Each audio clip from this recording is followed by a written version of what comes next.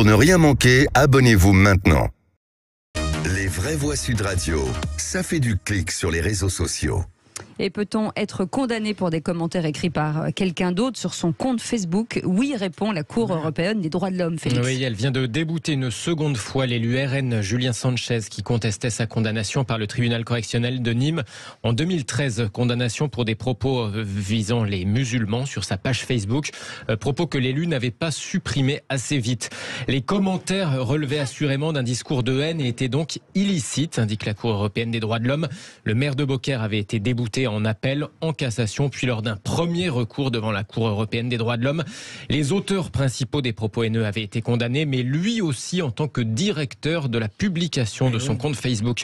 Malgré 4 opinions dissidentes, dont celle de son président et de son vice-président, la grande chambre de la CEDH a confirmé à la majorité de ses membres que le titulaire d'un mur Facebook était pénalement responsable des commentaires diffamatoires, injurieux ou haineux postés par des tiers malveillants, réagit Julien Sanchez dans un communiqué.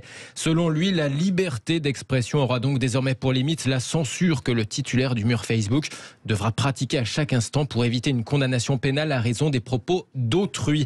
Et l'élu régional d'ajouter, je le cite toujours, c'est la chronique de la mort des comptes Facebook des élus locaux qui n'ont pas les moyens d'une vigilance constante en temps réel sur les posts des internautes. La Cour européenne, de son côté, retient que Julien Sanchez ne pouvait pas ignorer le contexte tendu de ces élections législatives en 2012, contexte dans lequel il avait fait le choix de rendre public l'accès au mur de son compte Facebook. Philippe Bilger, c'est un peu... Je trouve que, bizarrement, l'argumentation des deux côtés me convainc.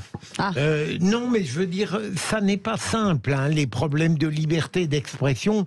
Je comprends que Sanchez invoque le fait qu'il ne peut pas en permanence vérifier la validité et la pertinence et le caractère démocratique des propos, mais on ne peut pas non plus dénier que l'obligation que fixe la Cour européenne, c'est un impératif technique et éthique qui a sa valeur. Pardon, là je ne peux pas trancher, ma chère. Ouais.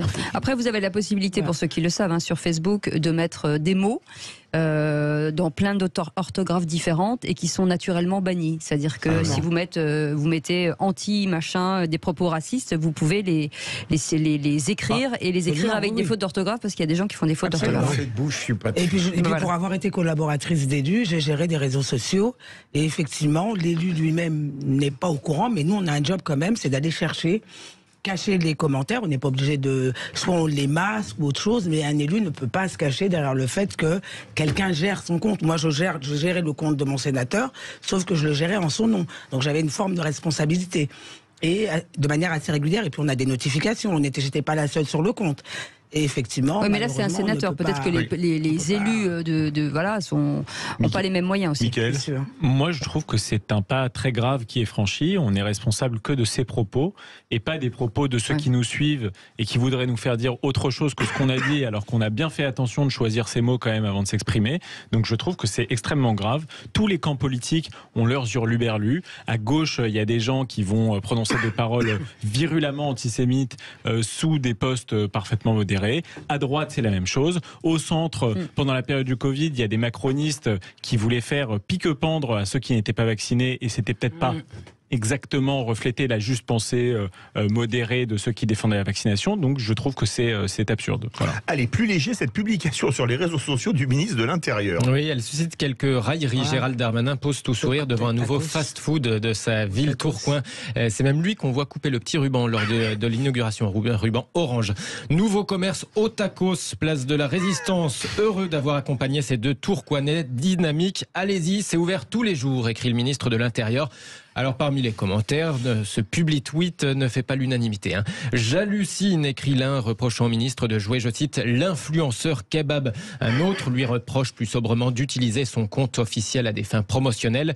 Et puis il y a même une députée de la France Insoumise, Nadège Abomangoli, qui ne mâche pas ses mots. Elle écrit, je la cite, « Toujours pas de réaction du ministre de l'Intérieur à la suite de la démission du maire de Saint-Brévin. Yannick Morez vaut moins qu'un tacos. La lutte contre l'extrême droite aussi. Le macro-le pénisme en marche. » Merci beaucoup, Félix Mathieu.